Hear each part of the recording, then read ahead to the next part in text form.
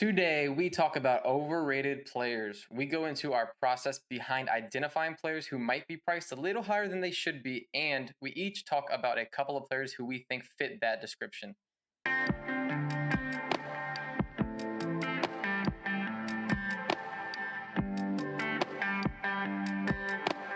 Welcome into the Dino Construction Podcast. Just like with our video on breakout candidates earlier this week, it's just David and I today. Justin, he is still packing up and he is leaving Germany to come back here to the States. While we do miss Justin, Dave and I are very excited to bring you today's episode about overrated players and how to identify them. Before we jump into specific players, let's start by talking about some things we look for when identifying players we think are overvalued. David, why don't you start us off with a few things that you look for? Yeah, I'll be honest, this is part of my process I probably need to spend a little more time refining. I generally find that I can avoid players I don't like by focusing on the ones that I do. I try to be a positive person when I can, but I think a lot of value can be gained by having a refined process and identifying overvalued players. So there are some things that raise red flags for me and make me think twice about certain players. So I'll give a few of those. I am a firm believer in the theory that good players show that they're good and bad players show that they're bad. And they're pretty much that for the rest of their career. Occasionally it changes, but not too often. I think an important thing to do is look for players that have a lot of hype and are expected to break out, and then see if we think they're actually priced at their ceiling. A lot of times we see them priced in a way that makes it seem like they've already broken out. In those cases, I feel like you don't get much gain if you're right, and you just stand to lose a lot of value if you're wrong. Another thing, rookie hype is very real, especially this time of the year. So if I can get additional value for a rookie, especially if it's more value than I just invested, I'm open to that. And then player and personnel changes, just like with breakout candidates, player and personnel changes are very important. In this case, even sometimes a lack of change in player or personnel can be important. So those are just a few things I look for. I'm sure there's a lot more that I can add to my process. So, JP, you have anything to push back on or add about what I just said? Yeah, I think you hit on some good points. And sometimes I think what's really valuable is to look at when players have an outlier type of statistic, whether that's an outlier season, outlier touchdown, total. I think those are some things that can help you see regression because I just love the statistic aspect of you. Like usually when you see a team is bottom of the barrel, they're the worst offense in the league. A lot of times they bounce back and vice versa as well. When the team scores the most touchdowns in the league, usually that'll come down as well. And that also applies to the players. So I do think situation is another thing that I'm really, really looking at a lot because opportunity, it matters a lot. And also how great an offense can or can't be. Maybe an offense we think is overrated in general, right? That happens. The Russell Wilson Broncos, when he came in, there was just so much hype. And to your point, sometimes people are already pricing things like as if they are breakout with not a lot of room to growth. So I think you did hit on a lot of good points, but that's some of the things that I look for as well. Yeah, I think the touchdown regression point is good to point out there, not just from the player, but the team as well. Typically, touchdowns aren't very sticky. So, like, if you have a huge season mostly on the back of touchdowns, generally you do see them regress. That's a very good point there.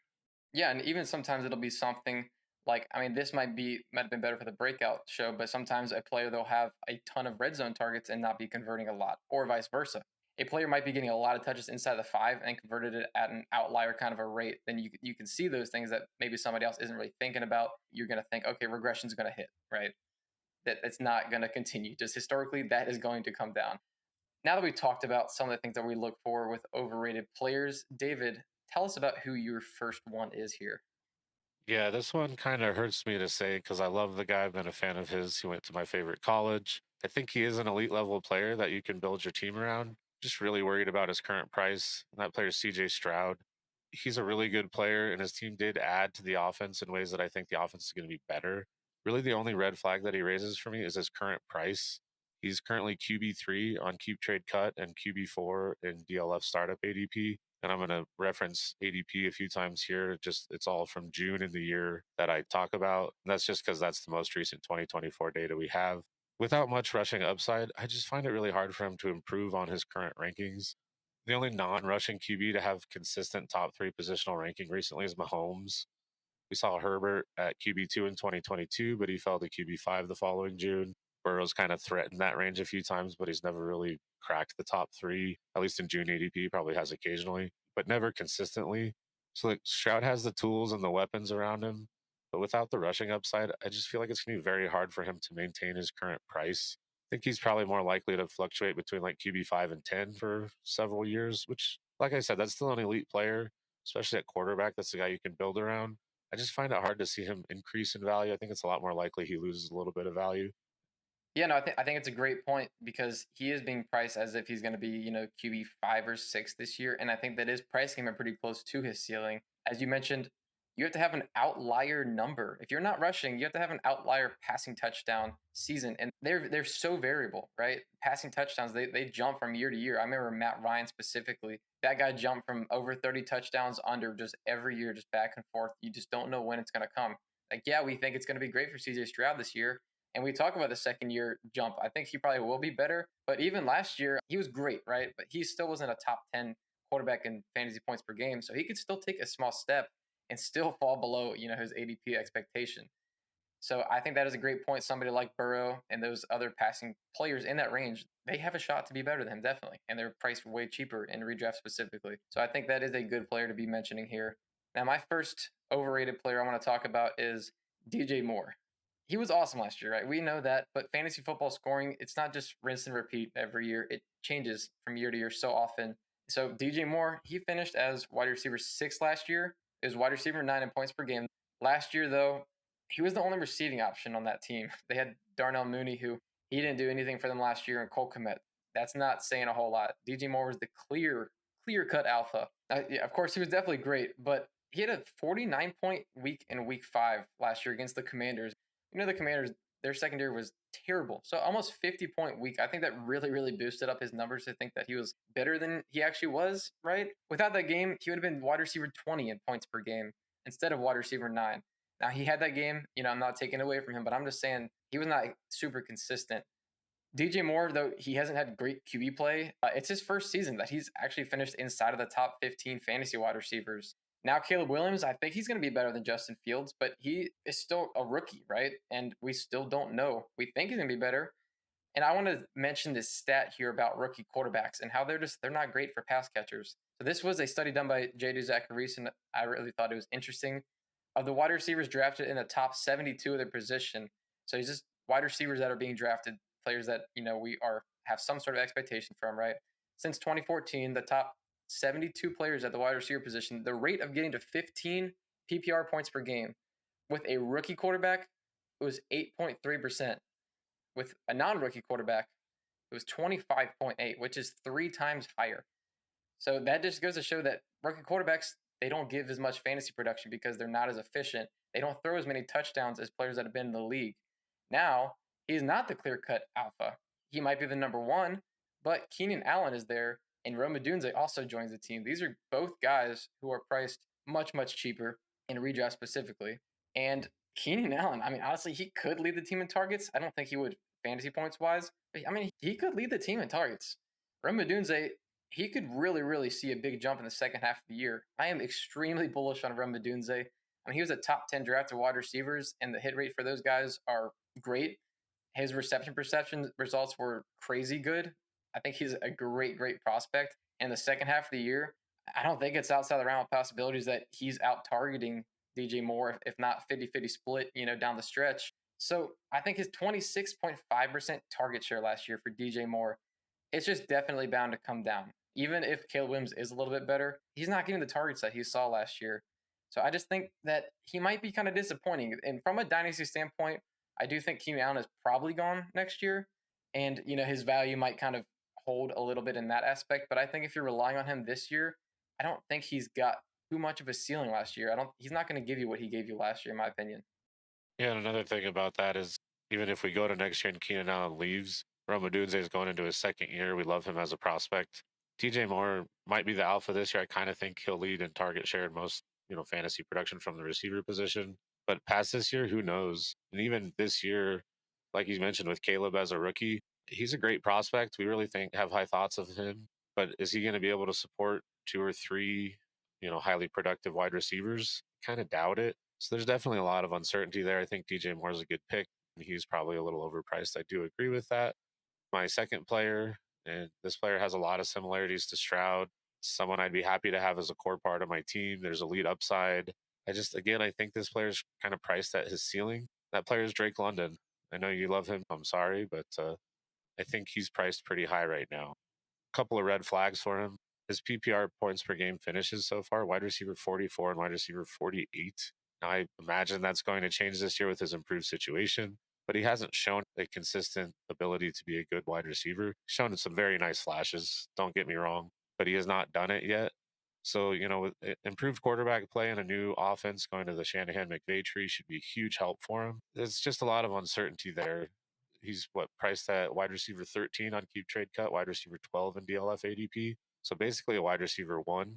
And like I said, his best finish in points per game is wide receiver 44. And I think 10.9 points per game that year. So, like I mentioned, he does have a new offensive coordinator, new scheme that we think is going to help. And he also is going from arguably the worst quarterback play over the last two seasons to what we expect to be pretty good quarterback play. But look, Cousins, he's a little bit older and he's coming off of a pretty major injury in his Achilles. He's not very mobile, so hopefully he can return to form. Is it going to be at the start of the season? I'm not sure, but it could be. If that happens, that's great for London, but it's no guarantee. And if he's not there, they're going to first round pick Michael Penix most likely.